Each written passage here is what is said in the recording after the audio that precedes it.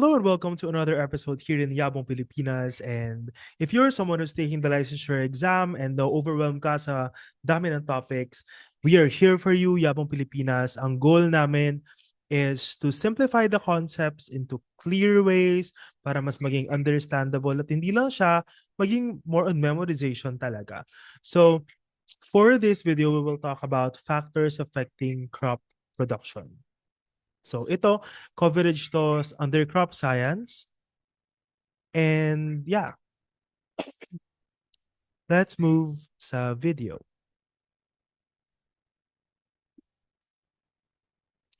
Okay, so when we look at crop production, there are two levels na tinitingnan natin. We have the crop level. So it deals with the plant mismo, kung ano yung characteristics ng halaman. And the systems level, what are the things affecting your plant? So it includes the ecosystem, the farm itself, the technologies that you are applying in your specific um, farm. So those are the two levels kung saan tinitignan natin ang crop production. So I hope that you are familiar with this formula. So this is yield. Tas yung mga factors affecting yield includes the genotype or yung uri or lahi ng tanim. Basically, nasa genetic side to. Kung ano yung innate nilang characteristic. Next is environment. Ano yung mga nasa paligid niya. Let us say, for example, yung lighting, yung soil, the pests. So those are in the factor of environment. Then we also have the interaction of genotype and environment. So dito, ang meaning lang nito ay hindi sapat or hindi okay na maganda lang yung variety. Dapat akma rin yung environment. In order for us to achieve a good yield. Ayan. So, genotype and environment, genotype, genetic makeup ng halaman. So, let's say, for example, yung height, yung color, yung taste. And sa environment naman, these are external factors such as climate, soil, yan, pests, etc. So, the interaction, again, sinabi natin kanina, kasi kapag kunwari, maganda lang yung variety pero pangit yung condition, what will happen is mababa pa rin yung ani or mababa pa rin yung harvest. On the other hand, kapag pangit yung variety, tas kahit maganda yung condition, same result, mababa pa rin yung harvest. So the goal actually in crop science, in agriculture, in general then, is to find a variety or a breed na kayang mag-perform sa iba't ibang environment. So let us say, for example, in the case of corn or rice, especially here in the Philippines, we are actually developing different varieties na, for example, kaya mabuhay sa Mindanao, kaya mabuhay sa Visayas, kaya mabuhay sa Luzon. So, ayun, yung example netong interaction na ito.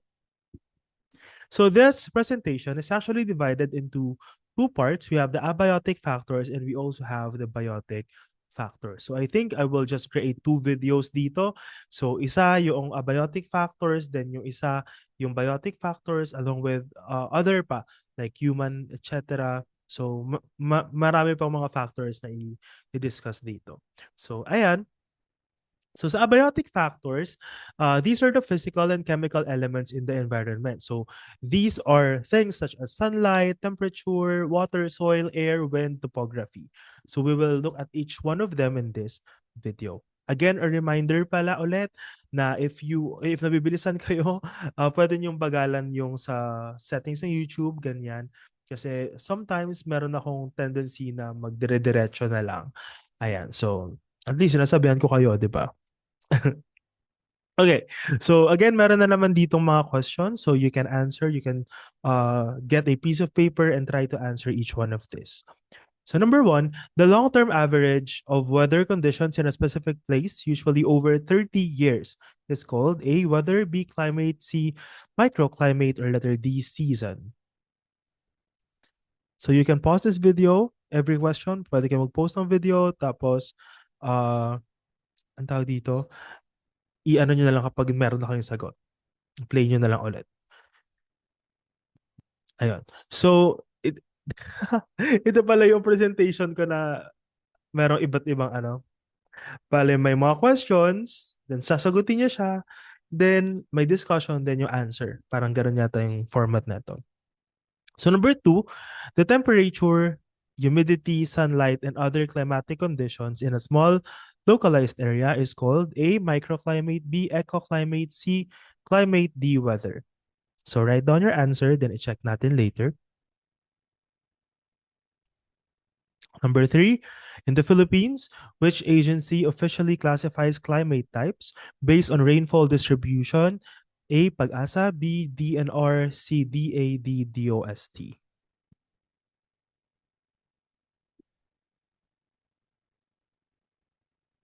Okay, so yung mga questions na yun, they are all pointing to one abiotic factor, which is climate. So climate, these are the average, it is the average weather conditions such as temperature, humidity, wind, precipitation, or rain. Ayun lang yung meaning ng precipitation in a particular region over a long period of time. So according to the World Meteorological Organization, usually 30 years or more. So, kumbaga ito yung long-term personality ng isang lugar when it comes to the weather. So, kunwari, uh, sa tao, para lang siyang ugali na hindi agad-agad na babago. Ayan. So, example, sa Philippines, meron tayong tropical climate. So, may mainit, may maulan buong taon. So, ayan. Kumbaga, behavior ng isang lugar based on its weather. So kapag long period of time, climate. Now, meron tayong tinatawag na mga macroclimate. Ayan. So ang macroclimate, it is the climate of a large geographic area such as a country, a region, or biome influenced by latitude, altitude, prevailing winds, and large geographical features. So dito pa napapasok itong mga uh, factors na to. Titingnan natin yan isa-isa mamaya. So sa macroclimate, kunwari Asia, o kaya Southeast Asia, ano ba yung climate dito? 'Di ba sabi natin dun sa discussion natin on the nature and importance of agriculture, sabi ko doon, let's say for example, may mga plants na bakit yung coconut wala sa Middle East? Parang ganyan. Bakit hindi doon nag-domesticate una? Parang ganyan. Kasi in terms of climate, mas grow yung coconuts doon sa tropical weather. Ayan. So kaya ang center of origin niya nasa Pacific, nasa Oceania, and here in the Philippines, yan sa region na to. So ayun yung macroclimate. Then sa microclimate naman, climate of a small specific area within a larger climate zone. These are often influenced by local conditions such as vegetation, gaano karaming puno yung mga nandun, etc. Bodies of water, gaano siya kalapit sa dagat, ocean, etc. Buildings, or even topography. So yan, titingnan natin yung mga yan isa-isa. So, sa number one, ang answer natin doon is letter B, climate, kasi nga over 30 years. Sa next one, the temperature, humidity, sunlight in a small localized area. So the answer is microclimate. And in the Philippines, ang classify ng climate types based on rainfall distribution ay Pag-asa. Okay, so here are some of the climate-related factors na nabanggit natin kanina. So first, let us tackle latitude. So ang latitude, it is the distance north or south of the equator. So papaganon. Yan. So it affects solar radiation received. So ang ano lang yan, mas malapit sa equator, kapag mas malapit sa equator, mas mainit. Eh di ba ang one of the most important uh, factors when it comes to to crops ay sunlight. So, it also makes sense kung bakit nasabi natin sa nature and importance of agriculture dun sa history na ang latitude o na ang what do you call this? Cradle of civilization kung saan nagsimula ang domestication ng ano nga crops ulit yon. So sana sinasagot nyo na. Ang crops na una nag-domesticate ay wheat and barley. Kaya ang unang place kung saan ay nasa Fertile Crescent, which is nasa may gitna ng equator, Kasi nga, ayun yung mas mainit. So, mas madaling magtanim ng halaman doon compared to, say, for example, Antarctica, 'di ba? So, mahirapan tayong magtanim doon. So, latitude, ayan yung isang factor. So, mas malapit sa equator, mas maraming solar radiation. And dahil solar radiation, ang tawag dito, ang one of the major things na kailangan para mag-survive yung halaman at lumaki yung halaman, ayun. Ayun yung factor ng latitude. The next one is altitude. So kapag sinabi naman nating altitude, this is the height above sea level. So I think grade 9 na pinag-aralan natin to na the higher the altitude, the lower the temperature. So kapag mas tumataas, mas malamig doon. So kaya nga sa Baguio, mas mataas siya, nasa bundok, mas malamig yung climate doon. Ayan. So next, uh, that's only for altitude. Madali lang siya. Okay, next question. It is generally rainier in A, mountainous areas, B, flatland, C, low-lying areas, D, seaside areas. So write your answers. Okay, so another set of factors na nakaka-affect sa climate, una is yung topography. So pag sinabi natin topography, physical features of the land influencing wind, rainfall, and temperature. So example, presence ng mga mountains, valleys, and even water bodies. Ayan, nakaka-affect yan sa climate. So proximity to water bodies, large bodies of water, moderate climate due to water's heat capacity. So kapag mas malapit sa water, mas moderate yung climate, mas stable ang temperature.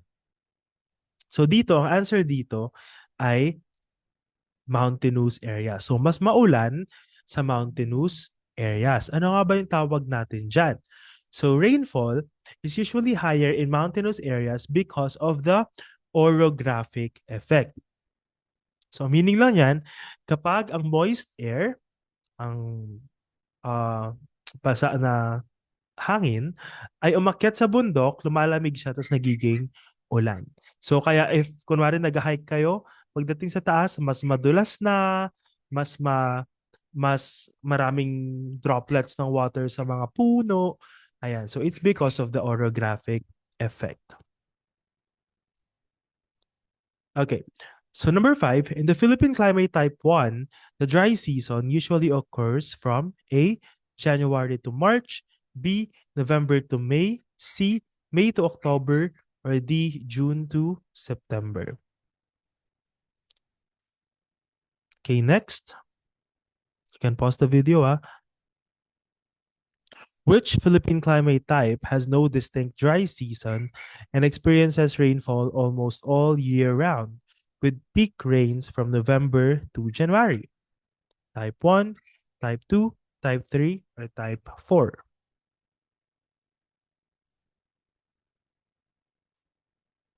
Next, Type 3 climate in the Philippines is characterized by A, no dry season at all, B, long dry season lasting 6 months, C, short dry season from February to April, D, dry season from November to May.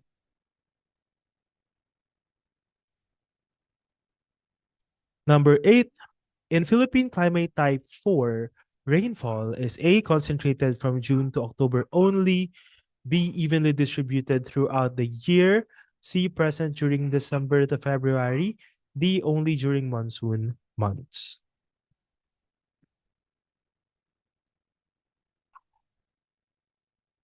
Number 9, a farmer growing crops in Bukidnon should prepare for A, distinct wet and dry seasons, B, even rainfall distribution throughout the year, C, short dry season only in summer, D, extreme drought conditions. Ayan. So, we have what we call climate classification. So, yung corona system. So, we have type 1, type 2, type 3, and type 4. So, tingnan natin sila kung paano natin mas madidistinguish yung bawat isa. So, type 1, isipin nyo lang, na merong distinct na rainfall and wet and dry seasons. So may tag-ulan, merong tag-init. May malinaw. Pag sinabing malinaw, distinct. So that is the key term there, distinct. So dry kapag November to May, then wet June to October. Sa example nito, sa Ilocos, Negros Occidental, yung mga yan. Type 2 naman, maulan halos buong taon. So may peak rain November to January. So yung type 1, again, distinct na merong tag-ulan at tag-init. So usually, hati, may 6 months, 6 months, parang ganon. So, 6 months ba yan? June, July, August, September, October. Okay. Yeah. So, merong ganong distinction. Sa type 2 naman, mas rainy. Ayun. So, mas rainy all year round. Type 3, may short dry season. So, type 2, rainy. Type 3, short dry season. Hindi masyadong ramdam ang tag-ulan. So, ang type 4 naman, pinakamadali itong tandaan, evenly distributed ang rainfall throughout the year. So, evenly distributed. Okay. So, ngayon, tingnan natin, ano nga ba yung pattern? So, ang pattern nito, usually, madaling tandaan, yung type 2. Yung type 2 kasi, nasa gilid siya, almost, ng Philippines. Nandito siya sa may bandang right side netong map, which is mas malapit sa Pacific Ocean. So, kaya it makes sense na mas almost rainy all year round kasi malapit sila sa bodies of water. Ayan. So, no dry season with very pronounced rainfall and wet during the rest of the year. So, ang ano pa, type 4, ito yung evenly distributed naman sila. So, titingnan natin yung mga top producing countries, top producing provinces in the Philippines. Karaniwan ng mga top producing na marami, for example, Bukidnon, top producing ng pineapple, ng banana, ganyan. Bakit sila maraming crops na napoproduce na iba-ibang uri? Kasi type 4 yung kanilang climate, which is ang rainfall evenly distributed throughout the year. Ayan, so type 1 andito banda, type 3 yung medyo nasa gitna. So pwede yung tingnan na lang itong mga patterns na to. Then if nakinig kayo ng grade 4 sa Araling Panlipunan, alam niyo na kung ano yung mga, ang tawag dyan, mga provinces na nandyan. Pero I guess hindi naman siya as in super duper required talaga. Kaya ang maganda nga, tignan nyo lang yung trends para kapag kunwari, parang nandun to sa may blue na part or something like that. Madali nyo siyang matatandaan. And also connect it to other principles. Katulad nung kanina, knowledge yon on the top producing provinces pero nagamit mo siya dito in climate. Yan. So, crop science, agriculture actually is more of a good establishing a good connection ng mga different topics in agriculture. Okay, so now let's go to climatic stresses. So sa climatic stresses naman, these are some of the factors also affecting yung harvest when it comes to the crop production systems. So we have typhoon. So kapag typhoon, it is characterized na merong more than 21 kilometers per hour na wind. Yan. So merong eye ng storm at merong mababang pressure or yung low pressure area. So that's just the definition of typhoon.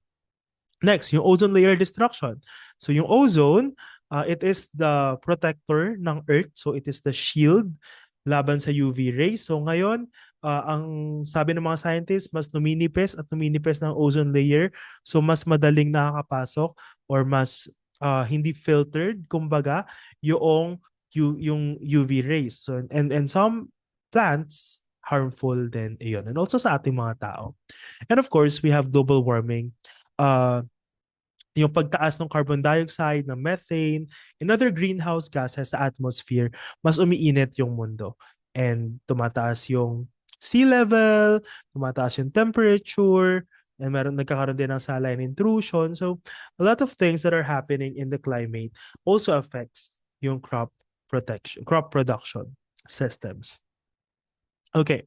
So, number 5, ang answer doon, in Philippine climate type 1, the dry season usually occurs from November to May. Number 6, which Philippine climate type has no distinct dry season and experiences rainfall almost all year round with peak rains from November to January? Ang ano dito, ang what do you call this? Keyword is experiences rainfall almost all year round. So wet. So siya ay type 2. Sa type 3 naman, uh, it has short dry season from February to April. And type 4, ang pinakamadaling tandaan, evenly distributed throughout the year ang rainfall. Ayan. So a farmer growing crops in Bukidnon should prepare for even rainfall distribution throughout the year. Okay, now let's go to another factor, which is yung weather.